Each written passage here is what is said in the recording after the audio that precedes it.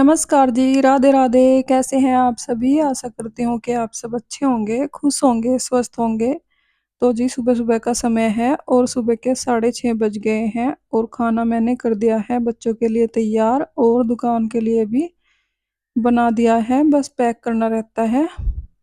पहले मैं बच्चों के लिए टिफ़िन पैक करूँगी और बाकी खाना मैं बाद में पैक करूँगी दुकान के लिए, क्योंकि बच्चों को अभी जाना है, 7 बजे वैन आ जाती है। तो उनको 7 बजे तक तैयार होना ही होता है। कई बारी 7 बजे आती है, कई बारी सवा 7 भी हो जाते हैं।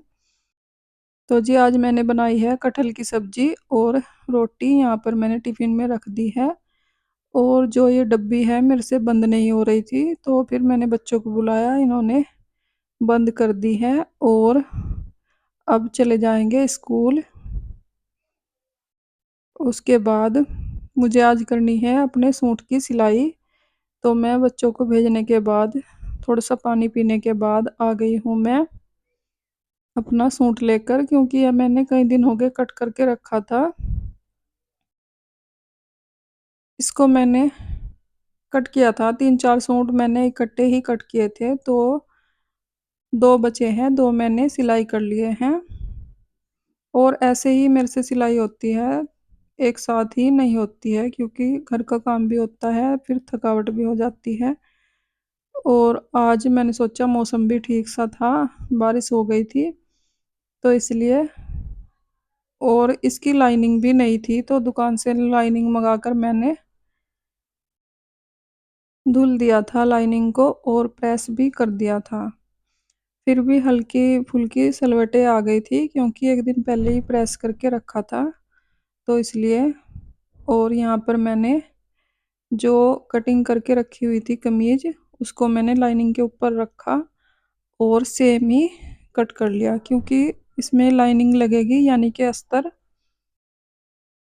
थोड़ा पतला था इसका कपड़ा, वैसे तो कॉटन ही है, पर मैंने लाइनिंग मंगा ली थी, अगले पिछले पल्ले में मैं लगा लूँगी और बाजू में नहीं लगाऊँगी लाइनिंग को।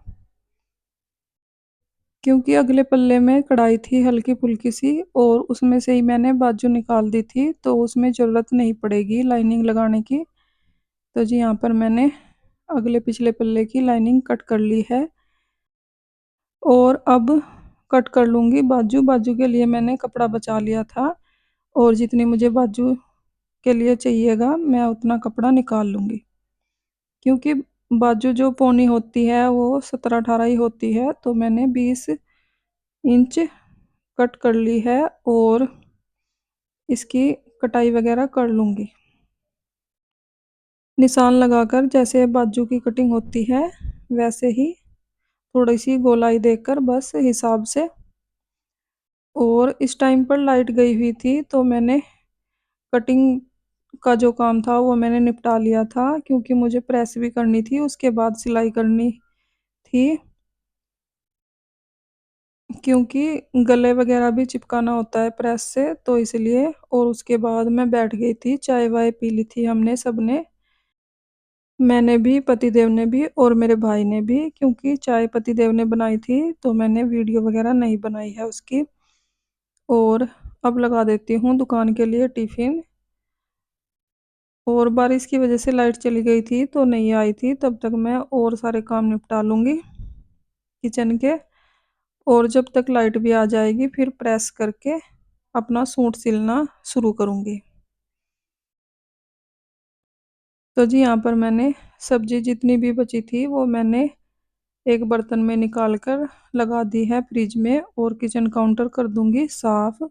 उसके बाद थोड़ी देर के बाद ही बर्तन साफ़ करूँगी, क्योंकि पतिदेव और भाई अभी गए हैं और एकदम जाते ही साफ़-सफ़ाई का काम नहीं करना चाहिए।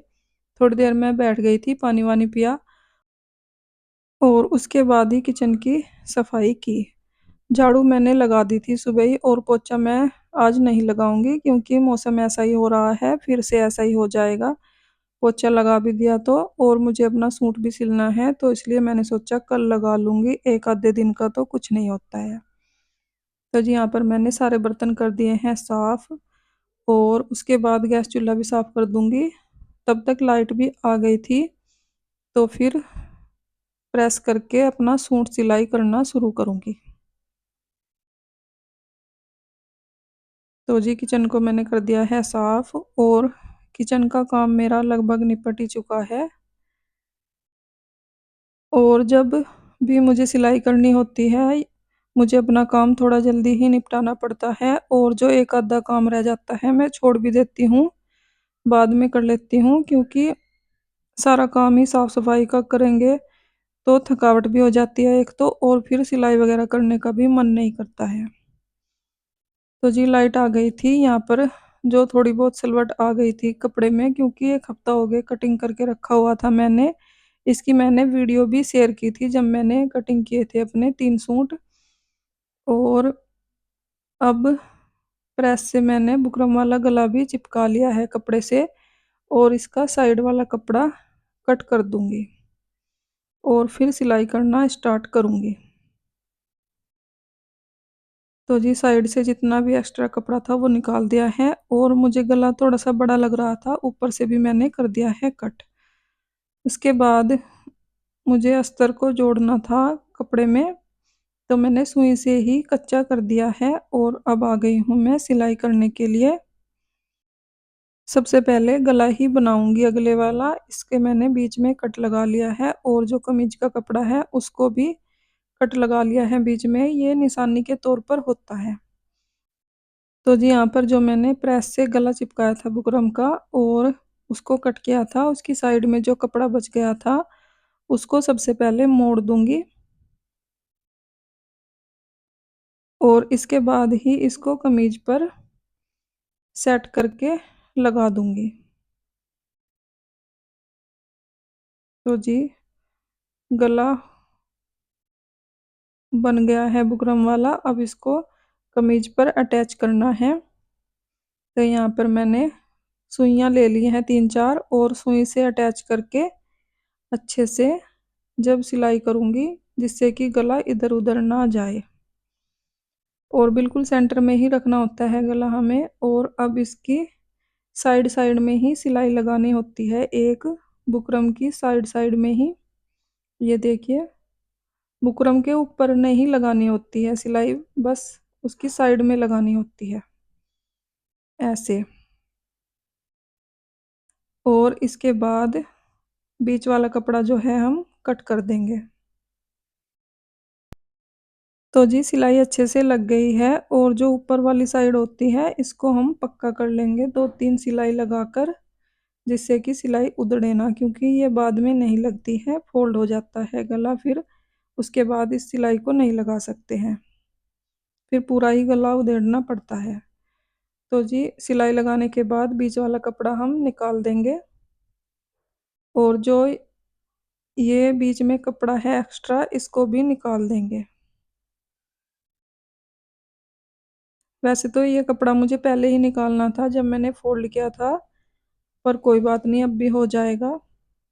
और उसके बाद जो थोड़ा-सा कपड़ा बचा है जहाँ पर हमने कटिंग की है, उसमें भी कट लगा देंगे जिससे कि अच्छे से फ़ोल्ड हो जाए फिनिशिंग से। इससे फिनिशिंग अच्छी आ जाती है और जल्दी फ़ोल्ड भी हो जाता है। और इसके बाद इस पर एक लंबे टाँके वाली सिलाई लगा देंगे और अगले वाला गला बनकर हो जाएगा तैयार। क्योंकि इसको उधेड़ना ही होता है सिलाई को, तो ये लंबे टाँके वाली ही लगती है। और उसके बाद पिछले गले की कटिंग करेंगे। तो जी अगला गला हो गया है बनकर तैयार। अब पिछला गला काट लेते हैं। पिछले गला काटने का भी ये बहुत ही आसान तरीका है। अगला गला जो हमारा रेडी हो गया है उसको हम पिछले वाले पल्ले के ऊपर रख देंगे और पिछला वाला गला भी कट कर लेंगे निशान लगाकर।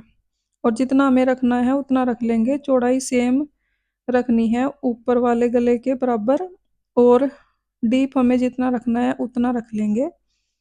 तो जी यहाँ पर मैंने थोड़ा-सा छोटा ही कट किया है अगले वाले गले से पिछले वाला गला और ले ली है तिरछी पट्टी, इसको फ़ोल्ड करके पिछले वाले गले पर अटैच कर देंगे।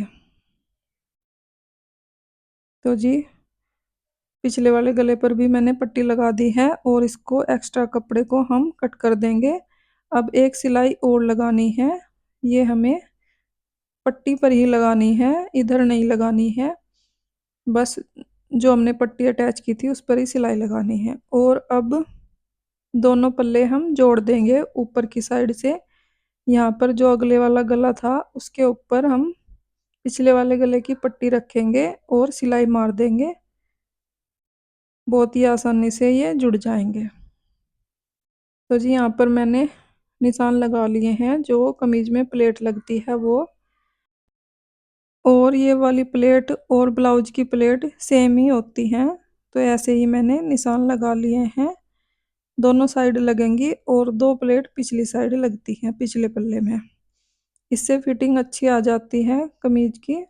और यहाँ पर सब लगाते हैं, तो हम भी अपने सूट में ऐसे ही फिटिंग लगा लेते हैं। तो जी जहाँ जहाँ पर भी प्लेट के निशान लगाए थे वहाँ पर सिलाई लगा देंगे हल्का हल्का कपड़ा लेकर। और उसके बाद फिटिंग का निशान भी मैंने लगा लिया है। फिटिंग की सिलाई लगाकर बाजू जोड़ना है, बस बाजू मैंने कट करके रखी है, बाजू जोड़ दूंगी कमीज में। उसके बाद पल्ले मोड़कर कमीज हो जाएगी पूरी तैयार। और इस वाली कमीज के साथ मैंने वाइट ट्राउजर ले लिया है रेडीमेड, तो मैं ट्राउजर या सलवार इसके साथ नहीं सिलाई करूँगी और दुपट्टा डाई करा लूँगी, तो पूरा सूट हो जाएगा कंप्लीट। तो जी अगले वाले पल्ले में प्लेट मैंने लगा ली है, पिछले वाले पल्ले की रहती है, दो प्लेट लगानी होती है जो, वो भी लगा दूंगी मैं। और उसके बाद बारी आ गई है फिटिंग लगाने की। अब फिटिंग की सिलाई लगा दूंगी, जितनी भी फिटिंग हमें रखनी थी वो मैंने रख ली थी। जो भी हमारे सूट की फिटिंग होती है वो निशान लगाकर बस सिलाई लगा देंगे। और अब बारी आ गई है बाजू की। यहाँ पर मैंने निचले वाली सिलाई लगा ली है फोल्ड करके, जिस पे मुझे तुरपाई करनी है, तो ये वाली सिलाई लंबे टांके वाली ही लगा ली है क्योंकि उसको उधेड़ना ही है। और अब मैंने निशान लगा लिया है बाजू की फिटिंग का। यहाँ पर मैंने 5.5 इंच नीचे से निशान लगाकर और 7.5 ऊपर दोनों को जोड़ दिया है, क्योंकि मेरी बाजू की फिटिंग इतनी है। और जैसे भी आपकी फिटिंग हो बाजू की वैसे निशान लगाकर इसमें सिलाई लगा देनी है। और यहाँ पर मुझे एक्स्ट्रा लग रहा था कपड़ा थोड़ा सा, तो मैंने इसको कट कर दिया है, क्योंकि इंटरलॉक कराना है, फिर इतना ही रह जाएगा अगर ना कट किया। और इधर मैंने अगली वाली साइड जो हल्की सी शेप देते हैं वो कटिंग कर ली है। ये वाली कटिंग मैं साथ के साथ ही करती हूँ क्योंकि कंफ्यूजन हो जाता है कई बारी, एक साइड ही दोनों बाजू की कटिंग हो जाती है तो खराब हो जाता है कपड़ा और फिर नुकसान हो जाता है इसलिए। तो जी अब जोड़ लूँगी मैं बाजू कमीज में। उसके बाद पल्ले मोड़ूंगी। पल्ले वैसे मैं सुई से ही कच्चा करके तुरपाई करती हूँ, पर आज मैंने नीचे वाली साइड के पल्ले मोड़ दिए थे और साइड वाले पल्ले रहते हैं उनको मैं सुई से कच्चा कर लूँगी जब तुरपाई करूँगी जब भी। तो जी बाजू लगानी रहती है, बस इसको भी लगा लेती हूँ। उसके बाद कमीज हो जाएगी बनकर तैयार। तो जी बस पल्ले मोड़ देती हूँ, उसके बाद हो जाएगी कमीज तैयार। और बच्चे भी आ गए थे तो उनको भी खाना देना है मुझे, तो 5 मिनट का काम रहता था मेरा जब बच्चे आए, तो मैंने सोचा इसको कर ही लेती हूँ, उसके बाद उनको खाना देना है। तो जी कमीज हो गई है बनकर तैयार। और खुद से कुछ काम आता हो तो कर ही लेना चाहिए, क्योंकि थोड़ी सी बचत भी हो जाती है और मिडिल क्लास फैमिली में तो ज़रूरी होता है कि जो भी काम अपने से होता है कर लेना चाहिए। तो जी इसी के साथ आ गई हूँ मैं वीडियो के एंड पर। अगर आपको वीडियो अच्छी लगी हो लाइक करें, कमेंट करें, सब्सक्राइब करें। अपना ख्याल रखें, अपनों का ख्याल रखें। तो जी मिलते हैं एक और नई वीडियो के साथ, तब तक के लिए bye bye, Radhe Radhe. Thanks for watching.